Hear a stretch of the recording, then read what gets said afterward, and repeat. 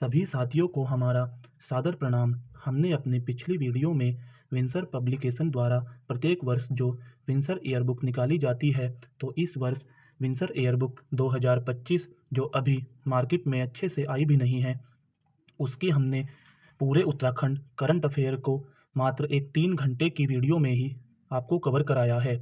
और उसके अच्छे से रिवीजन के लिए अब हम विंसर ईयरबुक में ही जो वस्तुनिष्ठ प्रश्न दिए गए हैं, उन सभी वस्तुनिष्ठ प्रश्न को उनके अच्छे सॉल्यूशन के साथ, जिससे आपका पूरा करंट अफेयर रिवीजन हो सके, एक ही मास्टर वीडियो में ये सभी वस्तुनिष्ठ प्रश्न भी कराए जा रहे हैं। आपको पहले वह मास्टर वीडियो 3 घंटे वाली सुननी है और फिर इस मास्टर वीडियो पर आना है, जिससे आपकी अच्छी से करंट अफेयर तैयार हो सके। तो देश की पहली इंडोर आर्चरी लीग का आयोजन उत्तराखंड के किस शहर में किया गया? तो देहरादून में किया गया है। देश की पहली इंडोर आर्चरी लीग का आयोजन उत्तराखंड के देहरादून में किया गया है। स्वच्छ सर्वेक्षण 2023 में उत्तराखंड को पर्वतीय राज्यों में कौन सा स्थान मिला है? स्वच्छ सर्वेक्षण 2023 में उत्तराखंड को पर्वतीय राज्य में चौथा स्थान मिला है। स्वच्छ सर्वेक्षण 2023 में शामिल किए गए उत्तराखंड के नगरों में प्रथम स्थान किसे प्राप्त हुआ है? तो देहरादून को स्वच्छ सर्वेक्षण 2023 में शामिल किए गए नगरों में प्रथम स्थान प्राप्त हुआ है। यदि हम स्वच्छ सर्वेक्षण के बारे में सभी फैक्ट देखें तो इसमें देहरादून को प्रथम स्थान प्राप्त हुआ है। और स्वच्छ सर्वेक्षण सम्मेलन का आयोजन इस बार भारत मंडपम दिल्ली में हुआ है। और देश के सबसे स्वच्छ शहर का लगातार 7वीं बार अवार्ड इंदौर को ही इस बार दिया गया है। उत्तराखंड के देहरादून शहर को नॉर्थ जोन में 68वीं रैंक मिली है तथा यह उत्तराखंड में प्रथम स्थान प्राप्त किया है। और उत्तराखंड के नगर निगम, अगर हम सभी 8 नगर निगमों और उनकी रैंकिंग को देखें तो देहरादून ने उत्तराखंड में प्रथम स्थान और देश में 68वां स्थान प्राप्त किया है। हरिद्वार ने उत्तराखंड में सेकंड स्थान और देश में 176वां स्थान प्राप्त किया है। रुड़की ने उत्तराखंड में तीसरा स्थान और देश में 180वां स्थान प्राप्त किया है। तथा 8वीं नगर निगम रुद्रपुर उत्तराखंड में 8वां स्थान और देश में यह 417 नंबर पर है। तो देहरादून उत्तराखंड में फर्स्ट नंबर पर, देश में 68, हरिद्वार उत्तराखंड में सेकंड स्थान पर, देश में 176, और रुड़की उत्तराखंड में तीसरे स्थान पर और देश में 180वें स्थान पर। यदि भारत के शहरों की बात की जाए तो इंदौर को इस बार भी पहला स्थान, सूरत को दूसरा स्थान, नवी मुंबई को तीसरा स्थान, ग्रेटर विशाखापट्टनम को चौथा स्थान और भोपाल को 5वां स्थान मिला है। तेंजिंग नार्गे एडवेंचर पुरस्कार 2023 किस पर्वतारोही को प्रदान किया गया है? तो सविता कंसवाल जी को तेंजिंग नार्गे अवार्ड प्रदान किया गया है, लेकिन यह इन्हें मरणोपरांत प्रदान किया गया है। सविता कंसवाल जिन्हें तेंजिंग नार्गे एडवेंचर पुरस्कार 2023 मरणोपरांत प्राप्त हुआ है, इनका जन्म 1997 में हुआ था उत्तरकाशी भटवाड़ी तहसील के लोथरी गांव में। इन्होंने विभिन्न चोटियां फतह की हैं, जिनमें एवरेस्ट, मकालू, लहोत्सो, माउंट त्रिशूल, माउंट तुलियान, माउंट कोलाहाई और माउंट लबुचे जैसी बहुत ऊंची ऊंची चोटियां इन्होंने फतह की हैं। लेकिन द्रौपदी का डांडा पर्वत चोटी को फतह करते समय हिमस्खलन के दौरान इनकी 4 अक्टूबर 2022 को मृत्यु हो गई थी। और द्रौपदी का डांडा 5670 मीटर ऊंचाई की है। उत्तराखंड के नैनीताल जनपद के पावलगढ़ कंजर्वेशन का नाम बदलकर अब सीतावनी कंजर्वेशन रिजर्व रख दिया गया है और यह जनवरी 2024 में नाम बदला गया है। पवालगढ़ कंजर्वेशन रिजर्व का नाम बदलकर सीतावनी कंजर्वेशन रिजर्व रख दिया गया है। पौड़ी जनपद के निवासी यशवंत सिंह कटोच को किस क्षेत्र में पद्मश्री पुरस्कार से सम्मानित किया जा रहा है?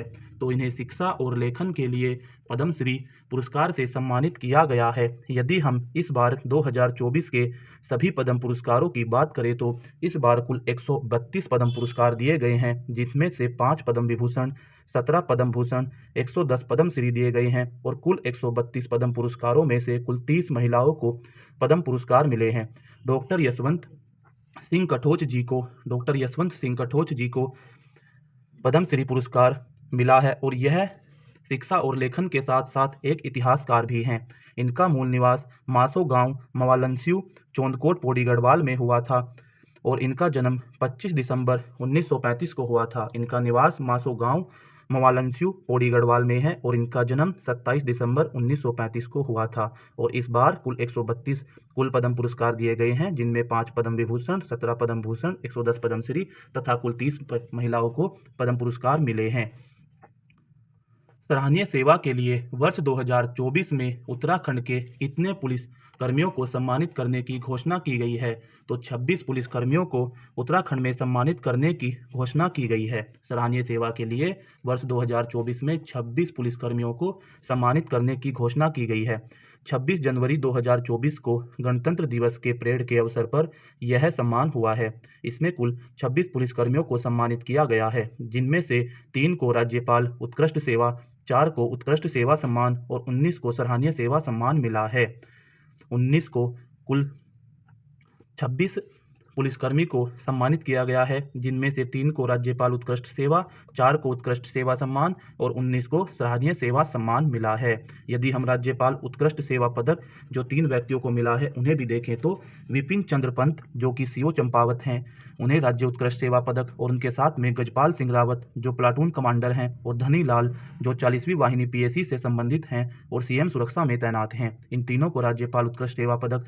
और यदि 4 उत्कृष्ट सेवा सम्मान को भी देखें तो अजय रावत जो निरीक्षक पुलिस मुख्यालय हैं, श्याम लाल जो निरीक्षक यातायात हैं और गोविंद सिंह मेहता जो एसआई नैनीताल हैं, इन चारों व्यक्तियों को उत्कृष्ट सेवा सम्मान मिला है। तो इस बार कुल 26 पुलिसकर्मियों को सम्मानित किया गया 26 जनवरी 2024 के गणतंत्र दिवस की परेड में, जिनमें से 3 को राज्यपाल उत्कृष्ट सेवा, 4 को उत्कृष्ट सेवा सम्मान और 19 को सराहनीय सेवा सम्मान मिला है।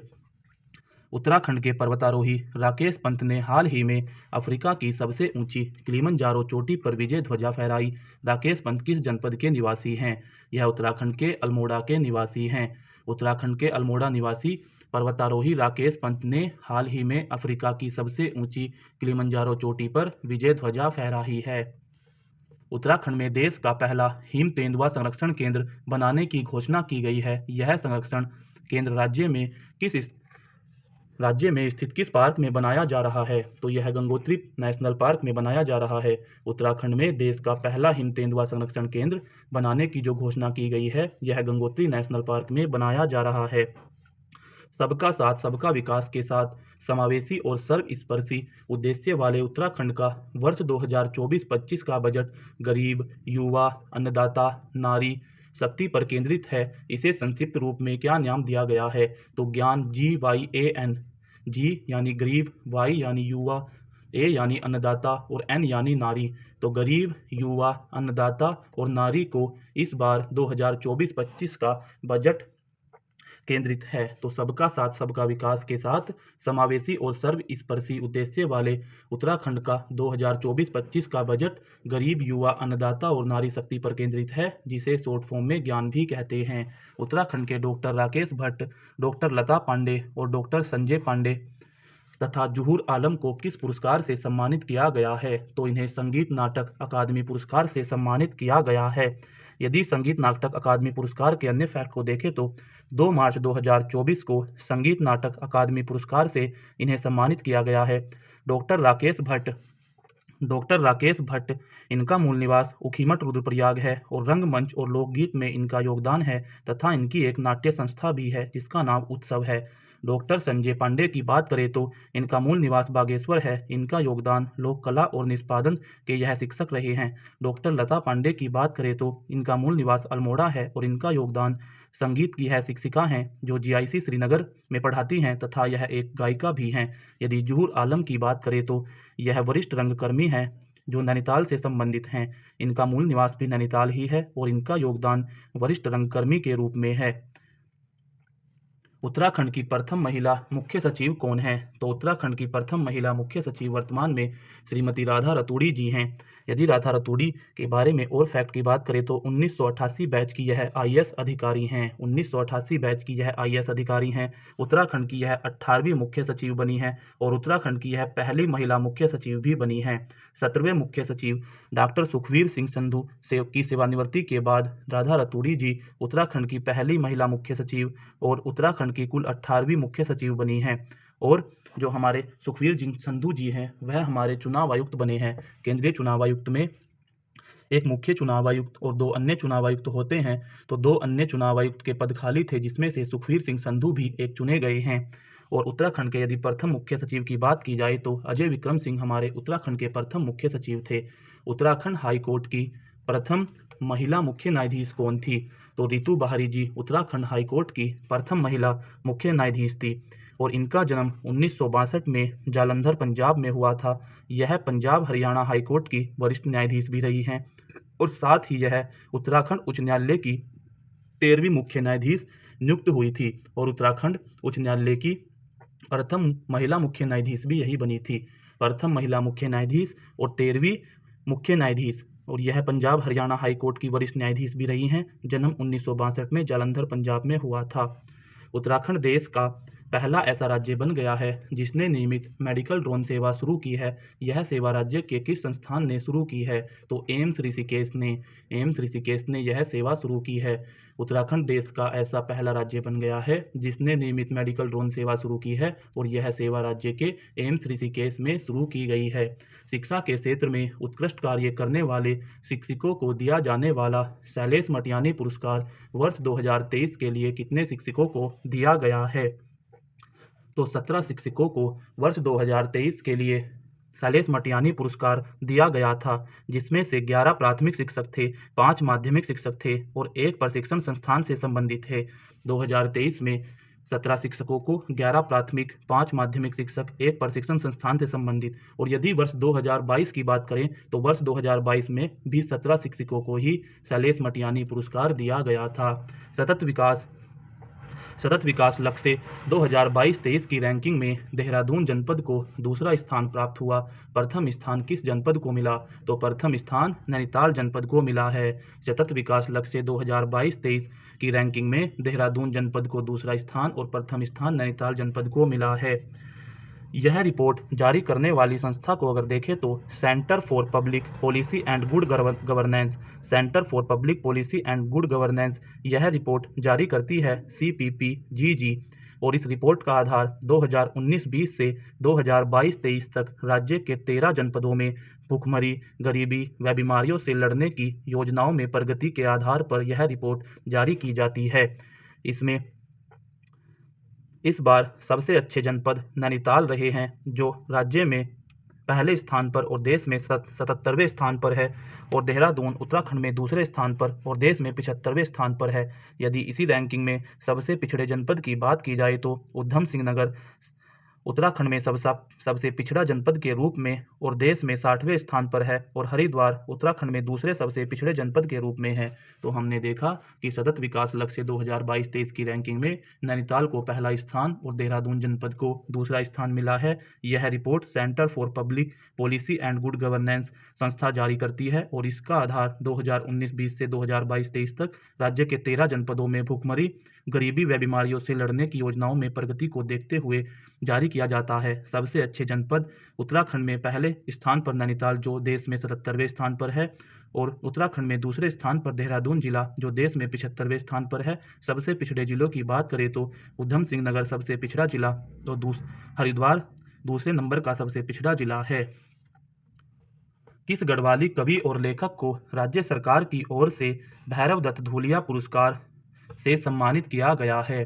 तो गणेश खुशहाल गणी जी को राज्य सरकार की ओर से भैरव दत्त धूलिया पुरस्कार से सम्मानित किया गया है। इस बार कुल 10 साहित्यकारों को पुरस्कार दिया गया, जिनमें से प्रोफेसर लक्ष्मण सिंह बटरोही जी को सुमित्रा नंदन पुरस्कार, देवकी नंदन भट्ट मयंक जी को गुमानी पंत पुरस्कार, गिरीश सुंदरियाल जी को भजन सिंह या सिंह पुरस्कार, डॉक्टर सुरेश ममगाई जी को गोविंद चातक पुरस्कार, प्रेम साहिल जी को अध्यापक पूरण सिंह पुरस्कार, के खान नदीम बरनी को प्रोफेसर उन्नान चिश्ती पुरस्कार। तो 6 तो ये बड़े पुरस्कार मिले हैं। अब उत्तराखंड मौलिक पुस्तक लेखक के लिए 3 पुरस्कार मिले हैं, जिनमें से प्रोफेसर शैलेश जी को महादेवी वर्मा पुरस्कार, डॉक्टर सुशील उपाध्याय जी को शैलेश मटियानी पुरस्कार, डॉक्टर ललित मोहन पंत जी को डॉक्टर पीताम्बर दत्त बड़थवाल पुरस्कार मिला है, और अंतिम में जो हमने देखा अपना भैरव दत्त धूलिया पुरस्कार, जो गणेश खुशहाल गणी जी को मिला है। साहित्य पत्र पत्रिका लेखन के लिए इन्हें यह पुरस्कार मिला है।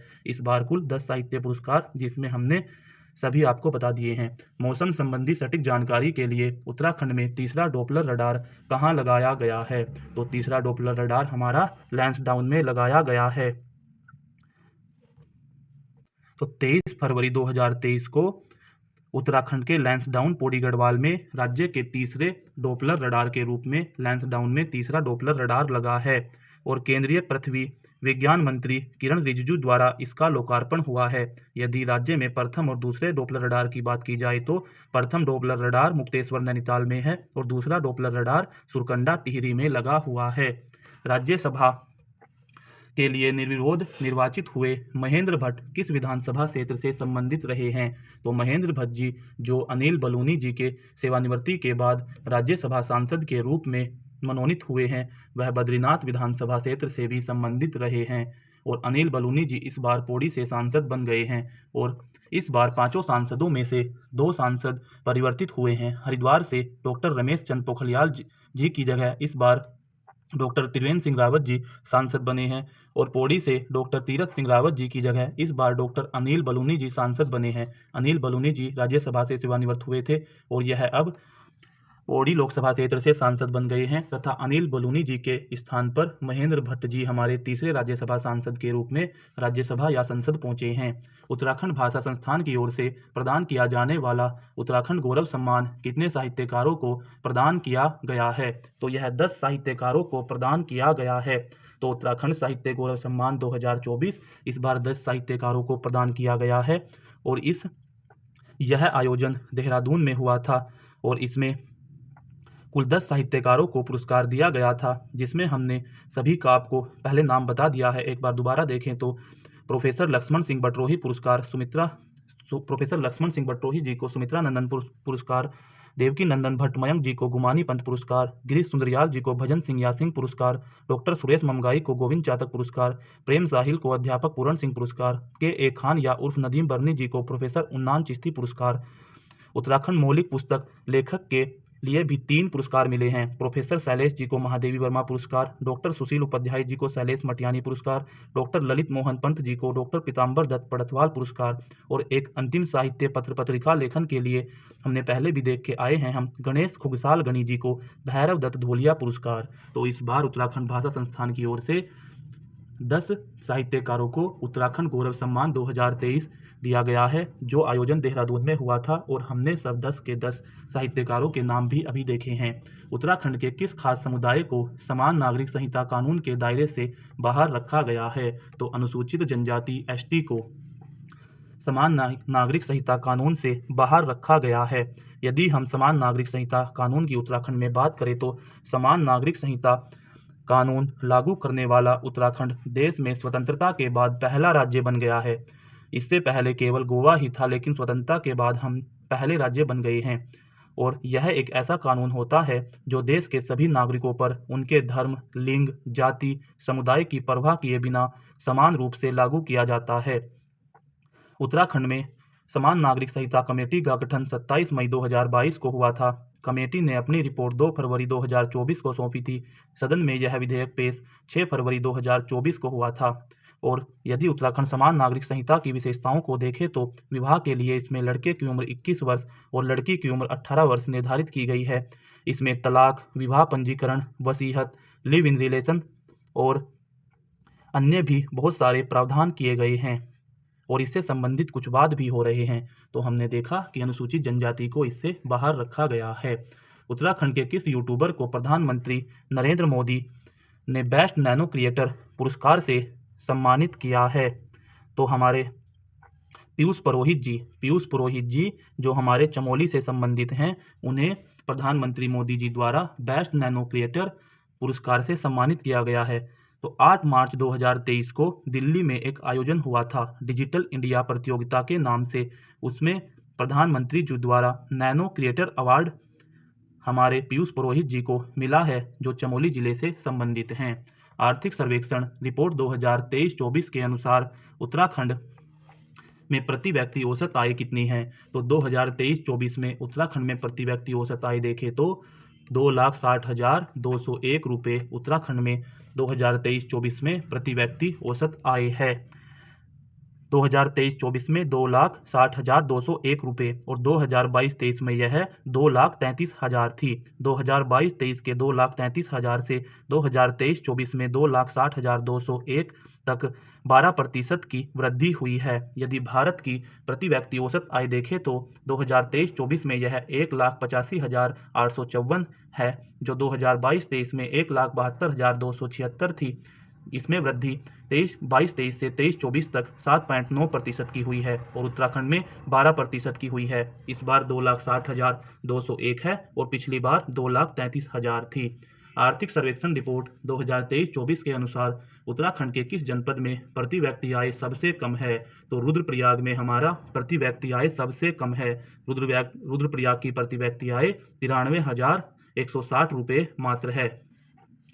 हरिद्वार की हमारी 3,62,000 है और पिथौरागढ़ की हरिद्वार की 3,62,000 है और रुद्रप्रयाग की 93,160 रुपये है। आर्थिक सर्वेक्षण रिपोर्ट 2023-24 के अनुसार उत्तराखंड के किस जनपद में प्रति व्यक्ति आय सबसे अधिक है? तो उत्तराखंड के हरिद्वार जनपद में प्रति व्यक्ति आय सबसे अधिक है और हमने अभी पीछे बताया कि 3,62,000 हरिद्वार की सर्वाधिक प्रति व्यक्ति आय है। इसके 3 क्वेश्चन आ गए हैं, हम इसको पूरा ही देख लेते हैं। आर्थिक सर्वेक्षण 2023-24 के अनुसार उत्तराखंड का सर्वाधिक और सबसे कम प्रति व्यक्ति आय वाले जनपद को देखें तो सर्वाधिक हरिद्वार में और सबसे कम रुद्रप्रयाग में। हरिद्वार में 3,62,000 और रुद्रप्रयाग में 93,160 रुपये। तो राज्य में प्रति व्यक्ति आय यदि हम 2023-24 में देखें तो 2,60,201 जो हमने अभी बात की थी और जो 2022-23 में यह 2,33,000 थी और इसमें वृद्धि 12% की हुई है। यदि हम जनपदवार देखें तो सर्वाधिक 1, 2, 3 स्थान पर देखें तो हरिद्वार 3,62,000 के साथ उत्तराखंड में पहले स्थान पर है। उधम सिंह नगर 2,70,000 के साथ उत्तराखंड में दूसरे स्थान पर है और देहरादून 2,35,000 के साथ उत्तराखंड में तीसरे स्थान पर है। प्रति व्यक्ति जनपदवार आय में यदि न्यूनतम की बात करें तो रुद्रप्रयाग में सबसे कम 93,160, दूसरे स्थान पर बात करें तो बागेश्वर में 98,755 और तीसरे स्थान की बात करें तो अल्मोड़ा में 10,000 रुपये मात्र प्रति व्यक्ति आय है। अल्मोड़ा में 1,10,000 नहीं, वो 1 लाख प्रति व्यक्ति आय है। हरिद्वार में सर्वाधिक 3,62,000 प्रथम स्थान पर, उधम सिंह नगर में 2,70,000 दूसरे स्थान पर, देहरादून में 2,35,000 तीसरे स्थान पर। न्यूनतम में 3 बात करें तो रुद्रप्रयाग में 93,160, बागेश्वर में 98,755 और अल्मोड़ा में 1 लाख रुपये। मार्च 2024 में राज्य की किस नगर पंचायत को नगर पालिका का दर्जा दिया गया है? तो पुरोला नगर पंचायत जो हमारे उत्तरकाशी में स्थित है उसे नगर पालिका का दर्जा दिया गया है। उत्तराखंड क्रिकेट एसोसिएशन का अध्यक्ष किसे बनाया गया है? तो डॉक्टर गिरीश गोयल को उत्तराखंड क्रिकेट एसोसिएशन का अध्यक्ष बनाया गया है। उत्तराखंड स्वच्छ गतिशीलता नीति किससे संबंधित है? तो डीजल वाहनों से उत्तराखंड स्वच्छ गतिशीलता नीति संबंधित है। यदि हम उत्तराखंड स्वच्छ गतिशीलता नीति को देखें तो 14 मार्च 2024 को उत्तराखंड स्वच्छ गतिशीलता परिवर्तन नीति 2024 को मंजूरी मिली थी और इसका उद्देश्य शहरी क्षेत्रों में डीजल से चलने वाले पुरानी बस तथा विक्रमों की जगह नए इलेक्ट्रिक वाहन खरीदने पर 50% तक की सब्सिडी सुनिश्चित करना है और प्रथम चरण में पायलट प्रोजेक्ट के रूप में देहरादून के शहरी क्षेत्रों में इसे लागू किया जाएगा तथा यहाँ नए इलेक्ट्रिक वाहन खरीदने पर 15 लाख तक की अधिकतम सब्सिडी दी जाएगी, या तो 50% या अधिकतम 15 लाख, और इसके लिए नोडल एजेंसी परिवहन विभाग को बनाया गया है। तो उत्तराखंड स्वच्छ गतिशीलता नीति 14 मार्च 2024 को लागू हुई। यह डीजल वाहनों से संबंधित है। इसका उद्देश्य शहरी क्षेत्रों में डीजल से चलने वाली पुरानी बस तथा विक्रमों की जगह नए इलेक्ट्रिक वाहन खरीदने पर 50% तक की सब्सिडी देना है और प्रथम चरण में पायलट प्रोजेक्ट के रूप में देहरादून के शहरी क्षेत्रों में इसे लागू किया जाएगा। वहां अधिकतम 15 लाख तक की सब्सिडी दी जाएगी और इसमें नोडल एजेंसी परिवहन विभाग को बनाया गया है। लोकसभा चुनाव 2024 में उत्तराखंड की किस सीट पर सबसे कम 46.94% मतदान हुआ? तो इस बार अल्मोड़ा लोकसभा सीट पर उत्तराखंड में सबसे कम 46.94% ही मतदान हुआ था। ई वेस्ट रिसाइकलिंग के लिए उत्तराखंड के किस शहर में संयंत्र स्थापित किया जा रहा है? तो रुद्रपुर में ई वेस्ट रिसाइकलिंग के लिए संयंत्र स्थापित किया जा रहा है।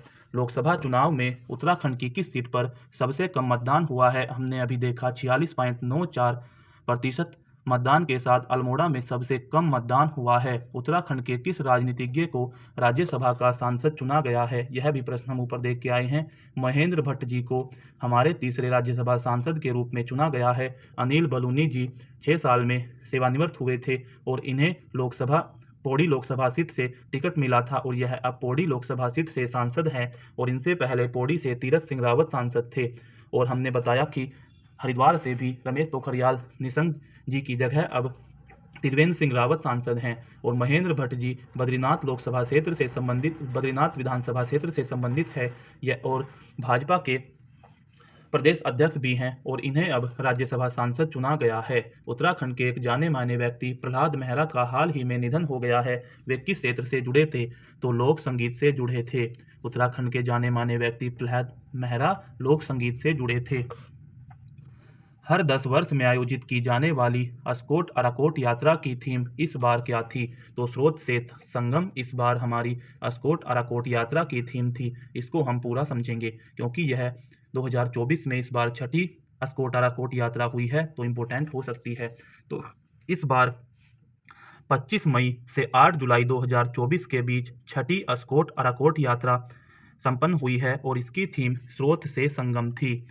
अस्कोट अराकोट यात्रा की इस बार 50वीं वर्षगांठ थी क्योंकि इस यात्रा की शुरुआत 1974 में गढ़वाल विश्वविद्यालय द्वारा एक शोध यात्रा के रूप में आरंभ हुई थी, जिसके बाद पहाड़ संस्था द्वारा 1984 में, 1994 में, 2004 में, 2014 में इसका आयोजन किया गया। अर्थात 1974 में पहली, फिर 1984, फिर 1994, फिर 2004, 2014 और इस बार छठी 2024 में 25 मई से 8 जुलाई के बीच हुई है। इस यात्रा के योजनाकार प्रताप शिखर, कुंवर प्रसून, प्रोफेसर शेखर पाठक, शमशेर बिष्ट, राजीव नयन, हरीश जोशी, राकेश क्रूरानी और विजय जड़धारी जी हैं।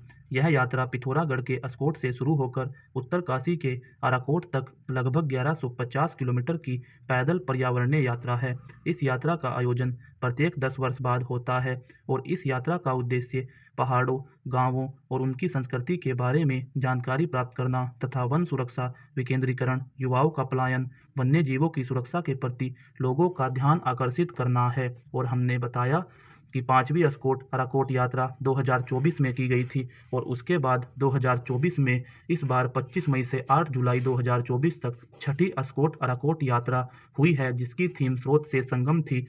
और शेखर पाठक अब तक की सभी यात्राओं में शामिल होने वाले एकमात्र व्यक्ति हैं। State institute for empowering and transforming का उपाध्यक्ष किसे बनाया गया है? तो राजशेखर जोशी जी को state institute for empowering transforming का अध्यक्ष बनाया गया है।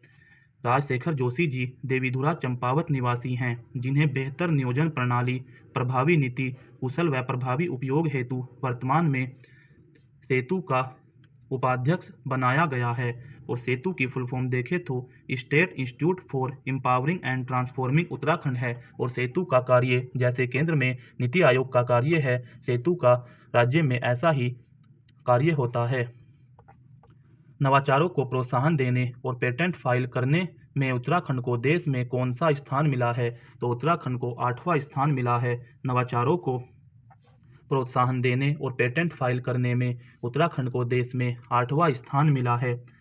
भारत बौद्धिक संपदा की मार्च 2000 तक की रिपोर्ट में कुल 43,042 पेटेंट फाइल हुए हैं, जिनमें तमिलनाडु प्रथम स्थान पर रहा और शीर्ष 10 राज्यों में उत्तराखंड 8वें स्थान पर है। उत्तराखंड में कुल पेटेंट सूचना केंद्र की बात करें तो यहाँ 30 पेटेंट सूचना केंद्र हैं और उत्तराखंड ने 2022-23 में कुल 1637 पेटेंट कराए हैं। उत्तराखंड ने अपने 30 पेटेंट सूचना केंद्र पर 1637 कुल पेटेंट कराए हैं और तमिलनाडु ने 43,042 पेटेंट फाइल करके प्रथम स्थान पर कब्जा किया है तथा हम टॉप 10 में से 8वें स्थान पर हैं। Black swan championship of the year 2024 पुरस्कार किसे प्रदान किया गया है? तो आरुषि निशंक जी को black swan championship of the year 2024 पुरस्कार प्रदान किया गया है। प्रधानमंत्री नरेंद्र मोदी के कविता संग्रह का गढ़वाली में अनुवाद किसने किया? सुजाता डबराल जी ने प्रधानमंत्री नरेंद्र मोदी के कविता संग्रह का गढ़वाली में अनुवाद किया है। दूसरा पंडित भैरव दत्त धूलिया पुरस्कार नैनीताल समाचार के संपादक राजीव लोचन शाह को प्रदान किया गया। पहला पुरस्कार किस पत्रकार को दिया गया था? तो जय सिंह रावत जी को पहला पुरस्कार दिया गया था। तो कर्म भूमि फाउंडेशन की ओर से 19 मई 2024 को वर्ष 2024 का भैरव दत्त धूलिया पुरस्कार दिया गया, जो इस बार राजीव लोचन शाह जी को मिला है। यह नैनीताल समाचार के संपादक हैं और नैनीताल से संबंधित हैं। और प्रथम पंडित भैरव दत्त धूलिया पुरस्कार जो 2023 में मिला था जय सिंह रावत जी को 2023 में, और राजीव लोचन शाह जी को इस बार 2024 का, जो नैनीताल समाचार के संपादक हैं। इस वर्ष वायुसेना की ओर से उत्तराखंड में बॉम्बी बकेट अभियान चलाया। यह अभियान किससे संबंधित है? तो यह अभियान वनों की आग से संबंधित है। इस बार वायुसेना की ओर से बॉम्बी बकेट अभियान वनों की आग से संबंधित है। पिरू जंगलों की आग के लिए सबसे ज़्यादा जिम्मेदार माना जाता है। इससे बचने के लिए राज्य में पिरूल लाओ पैसे पाओ योजना शुरू की गई है। मुख्यमंत्री पुष्कर सिंह धामी ने यह योजना अल्मोड़ा जनपद में शुरू की है। तो उत्तराखंड सरकार द्वारा जंगलों की आग पर काबू पाने हेतु 8 मई 2024 को पिरूल लाओ पैसा पाओ अभियान रुद्रप्रयाग से मुख्यमंत्री पुष्कर सिंह धामी ने प्रारंभ किया है। बकरी पालन को प्रोत्साहन देने के लिए देहरादून जनपद के कालसी में पहली गोट वैली स्थापित की गई थी, और दूसरी गोट वैली कहाँ बनाई गई है? तो चक्राता में दूसरी गोट वैली बनाई गई है। बकरी पालन को प्रोत्साहन देने के लिए देहरादून जनपद के कालसी में पहली गोट वैली स्थापित की गई थी, दूसरी गोट वैली चक्राता में बनाई गई है। बैडमिंटन वर्ल्ड फेडरेशन की ओर से जारी रैंकिंग सूची में किस भारतीय खिलाड़ी के नाम टॉप 100 में शामिल किए गए हैं? तो लक्ष्य सेन और चिराग सेन, इन दोनों खिलाड़ी के नाम बैडमिंटन वर्ल्ड फेडरेशन की ओर से जारी रैंकिंग सूची में टॉप 100 में शामिल किए गए हैं। पर्यावरणविद स्वर्गवासी सुंदरलाल बहुगुणा की स्मृति में प्रदान किया जाने वाला हिमालय प्रहरी सम्मान इस वर्ष किसे प्रदान किया गया है? तो स्वर्गवासी कुंवर प्रसून और स्वर्गवासी मंगश्री देवी, इन दोनों को ही इस बार हिमालय प्रहरी सम्मान मिला है। तो हिमालय प्रहरी सम्मान 2024 इस बार स्वर्गीय कुंवर प्रसून और मंगश्री देवी जी को मिला है। और हिमालय प्रहरी सम्मान सुंदरलाल बहुगुणा जी की स्मृति में दिया जाता है। और सुंदरलाल बहुगुणा जी की मृत्यु 21 मई 2021 को हुई थी। और हिमालय प्रहरी पुरस्कार जहां इस बार आयोजन हुआ था, यह पुरस्कार दिया गया था, तो वहां इस बार डॉक्टर प्रशांत जी को मुख्य अतिथि बनाया गया था, जो गांधीवादी और पद्म भूषण प्राप्तकर्ता भी हैं। और यह all India Pingalwara charitable society Amritsar के प्रधान भी हैं। यदि हम बात करें तो स्वर्गवासी कुंवर प्रसून जी को हिमालय प्रहरी सम्मान शोषित समाज की आवाज़ के रूप में प्रसिद्ध होने के कारण मिला है। और मंगश्री देवी जी को हिमालय प्रहरी सम्मान समाज सुधारक के रूप में मिला है। और इस बार हिमालय प्रहरी सम्मान पहली बार किसी महिला को मिला है या महिला वर्ग में दिया गया है। तो स्वर्गवासी मंगश्री देवी जी को समाज सुधारक के रूप में और स्वर्गवासी कुंवर प्रसून जी को शोषित समाज की आवाज़ के रूप में प्रसिद्ध होने के कारण मिला है। और यह सुंदरलाल बहुगुणा जी की स्मृति में दिया जाता है। 21 मई 2021 को सुंदरलाल बहुगुणा जी की मृत्यु हुई थी। साहित्य अकादमी का सर्वोच्च सम्मान अकादमी फेलोशिप इस वर्ष उत्तराखंड के साहित्यकार को प्रदान किया गया है। तो रस्किन बॉन्ड जी को साहित्य अकादमी का सर्वोच्च सम्मान अकादमी फेलोशिप इस बार प्रदान किया गया है। उत्तराखंड पर्यटन विभाग ने भारत का पहला खगोल पर्यटन विभाग शुरू किया है। इस अभियान को क्या नाम दिया गया है? इस अभियान को नक्षत्र सभा नाम दिया गया है। तो उत्तराखंड पर्यटन विभाग ने भारत का पहला खगोल पर्यटन अभियान शुरू किया है और इस अभियान को नक्षत्र सभा नाम दिया गया है। गढ़वाली फीचर फिल्म बंथो सुबैरो धाम 2 की अभिनेत्री को सर्वश्रेष्ठ अभिनेत्री का पुरस्कार प्रदान किया है। अभिनेत्री का नाम क्या है? तो इनका नाम उर्मी नेगी है। गढ़वाली फीचर फिल्म बंथो सुबैरो धाम 2 की अभिनेत्री को सर्वश्रेष्ठ अभिनेत्री का पुरस्कार प्रदान किया गया है और इस फिल्म की अभिनेत्री उर्मी नेगी है। इन्होंने ही यह गढ़वाली फीचर फिल्म बथो सुबेरो धाम 2 बनाई है और इन्हें पुरस्कार मिला है। चर्चित पुस्तक हिमांक से क्वथनांक उच्च हिमालय की एक यात्रा के अनेक वृतांत। हिमालय से क्वथनांक उच्च हिमालय की एक यात्रा के अनेक वृतांत जो एक चर्चित पुस्तक है, उसके लेखक कौन हैं? तो डॉक्टर शेखर पाठक जी हिमांक के क्वथनांक उच्च हिमालय की एक यात्रा के अनेक वृतांत के लेखक हैं। केंद्रीय सांख्यिकी और कार्यक्रम कार्यान्वयन मंत्रालय की ओर से जारी रैंकिंग में महंगाई पर नियंत्रण रखने में दिल्ली का प्रथम स्थान प्राप्त हुआ है। उत्तराखंड को इसमें तीसरा स्थान मिला है। केंद्रीय सांख्यिकी और कार्यक्रम कार्यान्वयन मंत्रालय की ओर से जारी रैंकिंग में महंगाई पर नियंत्रण रखने में दिल्ली को प्रथम स्थान प्राप्त हुआ है और उत्तराखंड को तीसरा स्थान मिला है। उत्तराखंड की एक शिक्षिका कुसुम लता गढ़िया को वर्ष 2024 का राष्ट्रीय शिक्षक पुरस्कार से सम्मानित किया गया है। वे किस जनपद की रहने वाली हैं? तो वह चमोली की रहने वाली हैं। चमोली की रहने वाली एक शिक्षिका कुसुम लता गढ़िया जी जो वर्ष 2024 का जिन्हें राष्ट्रीय शिक्षक पुरस्कार मिला है।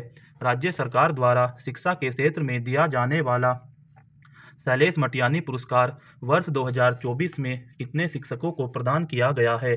तो वर्ष 2024 में यह 19 शिक्षकों को और हमने बताया कि 2023 और 22 में 17 शिक्षकों को यह प्रदान किया गया था।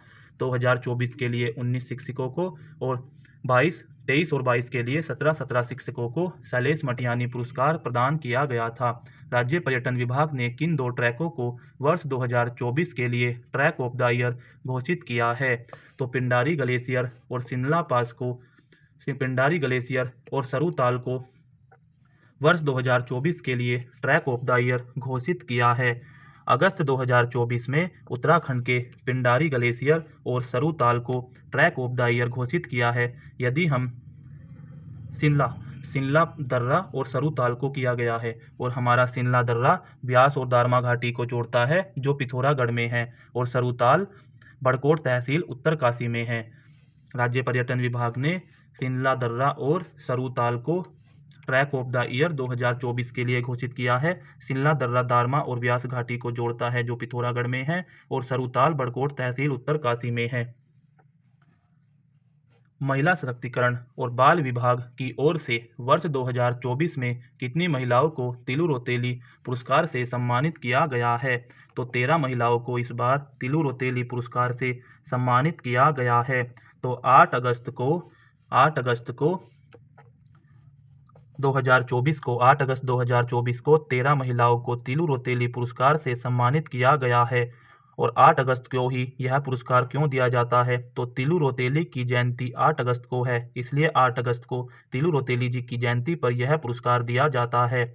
तिलु रोतेली पुरस्कार की शुरुआत 2009 से हुई थी और तिलु रोतेली पेंशन की शुरुआत 2014 से हुई थी। तो इस बार 2024 में 13 महिलाओं को दिया गया है और 2023 में भी 13 महिलाओं को ही यह पुरस्कार दिया गया था। 2023 में यह पुरस्कार 14 महिलाओं को, 24 में जो पुरस्कार मिला है वह 13 महिलाओं को मिला है और 23 में 14 महिलाओं को यह मिला था और 22 में 12 महिलाओं को यह दिया गया था।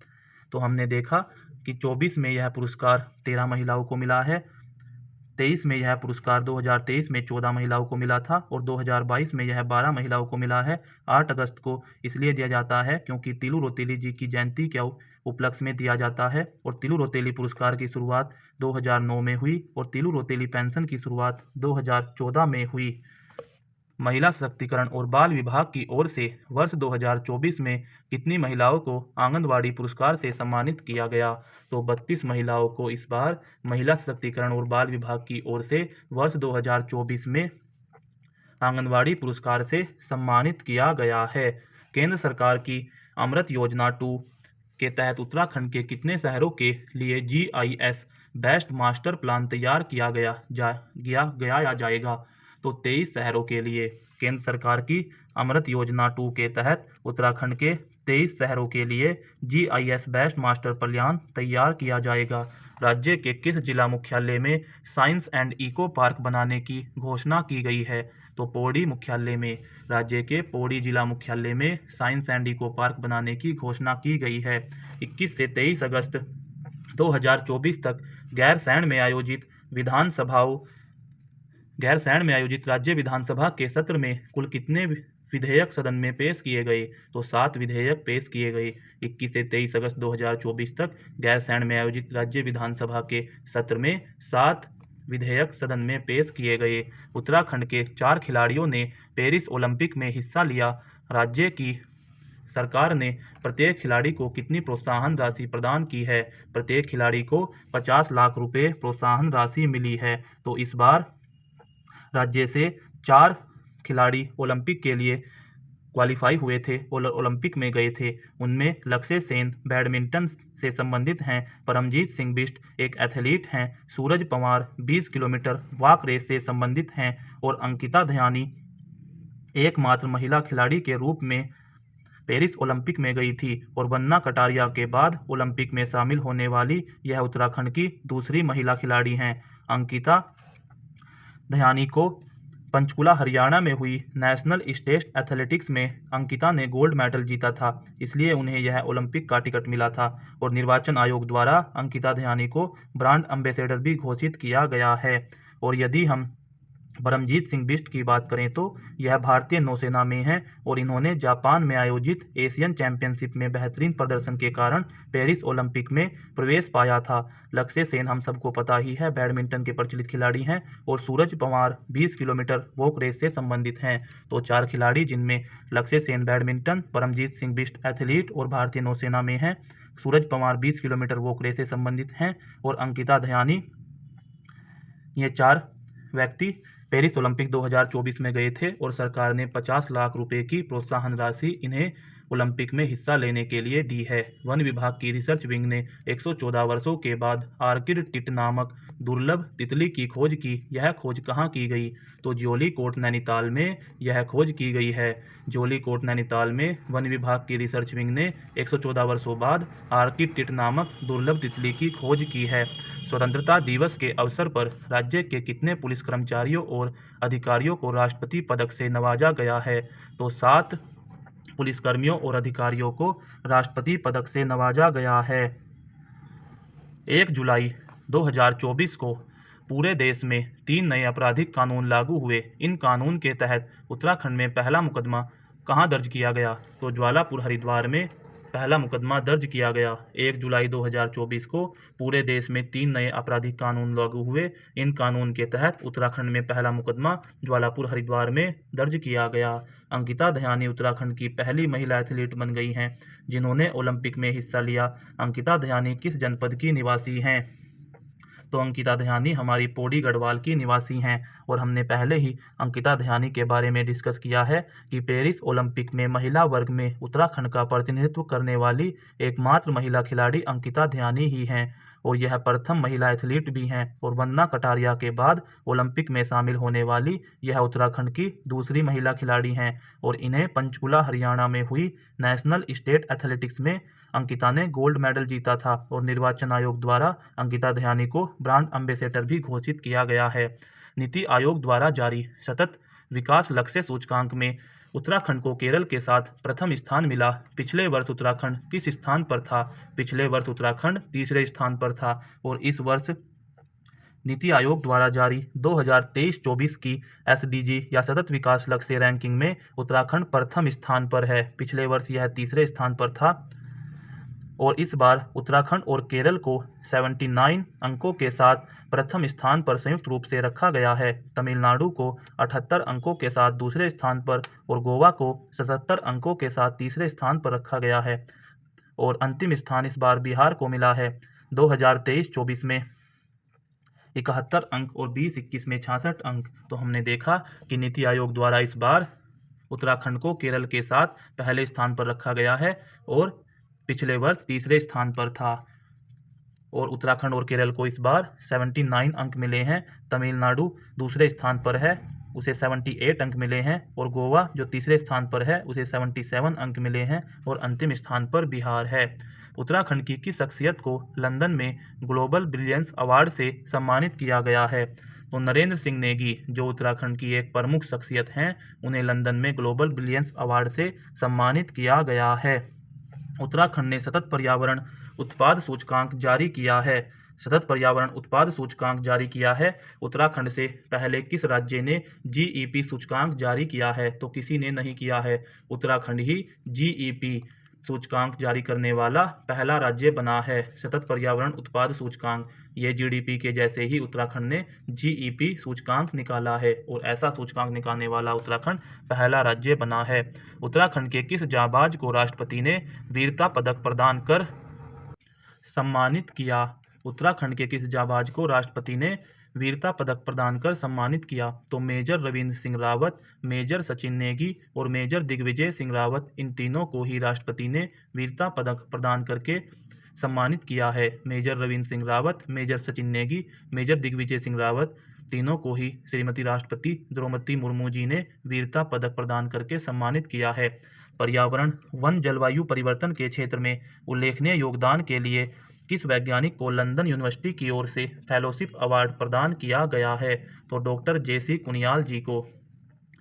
डॉक्टर जेसी कुनियाल जी को पर्यावरण, वन, जलवायु परिवर्तन के क्षेत्र में उल्लेखनीय योगदान के लिए लंदन यूनिवर्सिटी की ओर से फेलोशिप अवार्ड प्रदान किया गया है। देश का पहला रोडोडेंड्रोन बुरांश उद्यान कहाँ विकसित किया गया है? तो मुनस्यारी पिथौरागढ़ में देश का पहला रोडोडेंड्रोन उद्यान विकसित किया गया है। उत्तराखंड के परमजीत बिष्ट, अंकिता दयानी, सूरज पंवार ने पेरिस ओलंपिक में एथलेटिक्स प्रतियोगिताओं में हिस्सा लिया। लक्ष्य सेन किस प्रतियोगिता में शामिल हुए?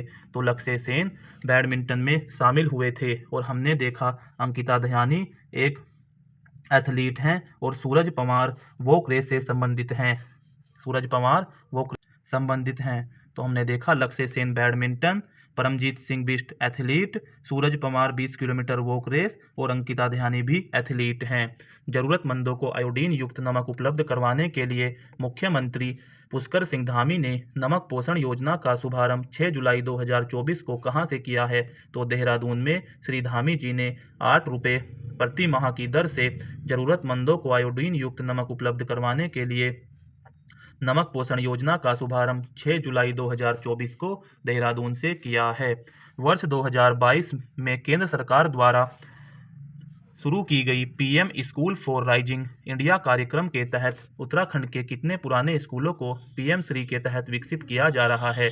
तो 225 स्कूलों को वर्ष 2022 में केंद्र सरकार द्वारा शुरू की गई PM school for rising India कार्यक्रम के तहत उत्तराखंड के 225 पुराने स्कूलों को पीएम श्री के तहत विकसित किया जा रहा है। भारतीय महिला टीम में जगह बनाने वाली टिहरी जनपद की राघवी बिष्ट का संबंध किस खेल से है?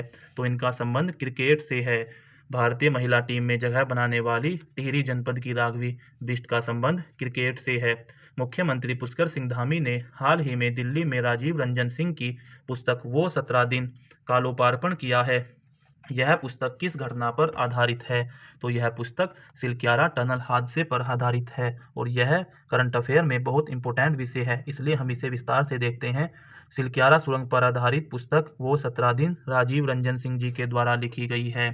यदि हम सिलक्यारा सुरंग की बात करें तो इसकी कुल लंबाई 4.513 किलोमीटर है। इसका निर्माण कार्य जुलाई 2018 में शुरू हुआ था। इस सुरंग का महत्व इसलिए है क्योंकि यह गंगोत्री यमुनोत्री को जोड़ने वाला महत्वपूर्ण मार्ग है। उत्तराखंड के उत्तरकाशी जनपद में निर्माणाधीन सिलक्यारा सुरंग एक महत्वपूर्ण सुरंग है। यह 4.531 किलोमीटर लंबी 2 लेन सुरंग है जो चारधाम अर्थात ऑल वेदर रोड परियोजना का हिस्सा है। इस सुरंग को NH 134 जो पहले NH 94 कहा जाता था, NH 134 जिसे पहले NH 94 कहा जाता था, उस हाईवे पर बनाया जा रहा है। फरवरी 2018 में केंद्रीय मंत्रिमंडल ने इस सुरंग के निर्माण को मंजूरी दी, जिसे सिलक्यारा बैंड बड़कोट सुरंग का उन्होंने नाम दिया था और इसे निर्माण करने वाली कंपनी का नाम नवयुग इंजीनियरिंग कंपनी लिमिटेड है। इस कंपनी का मुख्यालय विशाखापट्टनम आंध्र प्रदेश है। और यह घटना क्यों हुई अगर हम इसे देखें तो यमुनोत्री राष्ट्रीय राजमार्ग पर निर्माणाधीन सुरंग में 41 मजदूर इसमें फंस गए थे मलबा सरकने से। कांता प्रसाद द्वारा निर्देशित गढ़वाली फिल्म मीठी मां को आशीर्वाद किस विषय पर आधारित है? तो यह खान पान पर आधारित है। कांता प्रसाद द्वारा निर्देशित गढ़वाली फिल्म मीठी मां को खान पान पर आधारित है। शैलेश मटियानी द्वारा राज्य शिक्षक राज्य शैक्षिक पुरस्कार 2023 19 शिक्षकों को प्रदान किया गया है। उत्तराखंड के किस दिन बुग्याल संरक्षण दिवस मनाने की घोषणा की गई है? तो 2 सितंबर को उत्तराखंड में बुग्याल संरक्षण दिवस मनाने की घोषणा की गई है। उत्तराखंड के मुख्यमंत्री श्री धामी जी द्वारा 2 सितंबर को बुग्याल संरक्षण दिवस मनाने की घोषणा की गई है। उत्तराखंड सरकार ने साहित्य गौरव के बाद अब साहित्य भूषण पुरस्कार देने की घोषणा की है। इस पुरस्कार में सम्मान स्वरूप कितनी धनराशि दी जाती है? तो इसमें 5 लाख रुपए धनराशि दी जाती है। उत्तराखंड सरकार ने साहित्य गौरव के बाद अब साहित्य भूषण पुरस्कार देने की घोषणा की है। इस पुरस्कार में सम्मान स्वरूप 5 लाख रुपए की धनराशि दी जाती है। 5वें उत्तराखंड राज्य ओलंपिक खेलों में पदक तालिका में देहरादून पहले स्थान पर रहा और सबसे कम पदक उत्तरकाशी जनपद को मिले हैं। सबसे कम पदक उत्तरकाशी जनपद को मिले हैं। कि इस बार 5वें राज्य ओलंपिक खेलों का आयोजन 20 से 27 सितंबर 2024 के मध्य किया गया। गोलापार हल्द्वानी और उधम सिंह नगर के मनोज सरकार स्पोर्ट स्टेडियम में 20 से 23 सितंबर 2024 को पुरुष वर्ग का आयोजन हुआ। 24 से 27 सितंबर 2024 के बीच महिला वर्ग का आयोजन हुआ। इसमें कुल 33 खेल शामिल थे। यदि पदक तालिका में पुरुषों की बात करें तो देहरादून 110 पदक के साथ, जिनमें 50 स्वर्ण, 28 रजत और 32 कांस्य के साथ पहले स्थान पर है। दूसरे स्थान पर उधम सिंह नगर है। इसके कुल पदक 108 हैं, जिसमें 31 स्वर्ण, 46 रजत हैं। और नैनीताल पुरुष पदक तालिका में तीसरे स्थान पर है, जो कुल 93 पदक के साथ 26 स्वर्ण, 26 रजत और 39 कांस्य पदक हैं। बेस्ट पुरुष खिलाड़ी पार्थ, जो हरिद्वार से हैं, उन्हें तैराकी के लिए 6 स्वर्ण पदक मिले हैं। और सक्षम, जो उधम सिंह नगर के हैं, उन्हें पेंथालोन के लिए 6 स्वर्ण पदक मिले हैं। तो हमने देखा कि 5वें उत्तराखंड राज्य ओलंपिक खेलों में पदक तालिका में देहरादून पहले स्थान पर है। देहरादून को कुल 110 पदक मिले हैं, जिसमें 50 स्वर्ण, 28 रजत और 32 कांस्य हैं। उधम सिंह नगर और नैनीताल दूसरे और तीसरे स्थान पर हैं। बेस्ट पुरुष खिलाड़ी पार्थ और सक्षम हैं। चेन्नई में आयोजित south Asian junior under 20 athletics championship में उत्तराखंड के किस खिलाड़ी ने स्वर्ण पदक हासिल किया है? तो उत्तराखंड के प्रियांशु ने चेन्नई में आयोजित south Asian junior under 20 athletics championship में स्वर्ण पदक प्राप्त किया है। चेन्नई में 11 से 13 सितंबर 2024 में south Asian junior under 20 athletics championship में उत्तराखंड के प्रियांशु ने स्वर्ण पदक प्राप्त किया है और राहुल सरनालिया ने रजत पदक प्राप्त किया है। और भारत द्वारा south Asian junior athletics championship में कुल 48 पदक प्राप्त हुए हैं, जिनमें से 21 स्वर्ण, 22 सिल्वर और 5 ब्रांज हैं। और भारत इस चैंपियनशिप में प्रथम स्थान पर है और दूसरे स्थान पर इसमें श्रीलंका है। और उत्तराखंड के प्रियांशु को स्वर्ण और राहुल सरनालिया को रजत पदक इसमें मिला है। उत्तराखंड के किस व्यक्ति को 2023-24 का राजभाषा गौरव पुरस्कार प्रदान किया गया? तो प्रोफेसर गिरीश चंद्र जोशी जी को राजभाषा गौरव पुरस्कार प्रदान किया गया। तो हमने अपने सभी विंसर एयरबुक के वस्तुनिष्ठ प्रश्नों को अपनी इस एक मास्टर वीडियो में कवर कर लिया है और जितना हो सके हमने कोशिश की है कि इनके बारे में आपको एक्स्ट्रा फैक्ट भी कुछ बताया जाए। अब आपको सबसे पहले विंसर एयरबुक की वह 3 घंटे वाली जो उसमें मंथली पूरा करंट अफेयर कवर है, वह पूरी मास्टर वीडियो देखनी है। उसके बाद इस वीडियो को देखकर अपना अच्छे से रिवीजन कर लेना है। और आगे भी हमारे द्वारा यदि करंट अफेयर की बात करें तो हमारी स्वयं की उत्तराखंड उत्कर्ष ज्ञान की मैगजीन जो बहुत जल्द आने वाली है, और ग्रीन टर्न के उत्तराखंड और राष्ट्रीय करंट अफेयर को एक एक मास्टर वीडियो में कवर किया जाएगा। तथा जैसा हमने पहले भी कहा है कि पूरी जीएस के सभी विषय, जिसमें ज्योग्राफी, वर्ल्ड और इंडियन हिस्ट्री, जिसमें एंशिएंट प्राचीन, मध्यकालीन और आधुनिक, साथ में विश्व इतिहास और राजव्यवस्था, अर्थव्यवस्था, कंप्यूटर की पहले से हमने बना रखी है। तथा हिंदी भी हम BS नेगी और राजपाल सिंह दोनों बुकों से कवर करके मास्टर वीडियो लाएंगे। 19 जनवरी के क्लर्क एग्जाम से पहले आपको सभी मास्टर वीडियो क्रैश कोर्स के रूप में इस चैनल पर मिल जाएंगी। और 19 जनवरी से लेकर मई जून तक जो लोअर और अपर PCS के प्री होने वाले हैं, इनके बीच का जो 3-4 महीने का समय है, उसमें हम पूरी GS उत्तराखंड हिंदी रीजनिंग के एक एक विषय और एक एक चैप्टर को अच्छे से डीपली लोअर पीसीएस और अपर पीसीएस के लिए पढ़ेंगे, और जिसका फ़ायदा आपको फॉरेस्ट गार्ड में भी निश्चित ही होने वाला है। लेकिन क्लर्क तक आपको क्रैश कोर्स वीडियो तो सभी ही मिल जाएगी, और साथ में आपको यूके ट्रिपल और यूके पीएससी के भी सभी प्रश्नों को हम करवाने का सोच रहे हैं कि पहले उनकी पार्ट वाइज वीडियो डाली जाए और साथ में आपको मर्ज करके फिर एक पूरी वीडियो में ही यूके ट्रिपल के 2024 से 2013 तक के क्वेश्चन और यूके पीएससी के 2024 से 2001 तक के जितने भी महत्वपूर्ण प्रश्न हैं वो सभी कवर कर लिए जाएं, जिससे आपको एक अच्छे लेवल का कॉन्फिडेंस परीक्षा में प्रवेश से पहले मिले। यदि आपको हमारे चैनल पर यह सब किया गया प्रयास अच्छा लगता है तो आपको वीडियो को लाइक और शेयर अवश्य करना है, तो चैनल को तथा सब्सक्राइब भी आपको अवश्य करना है। धन्यवाद।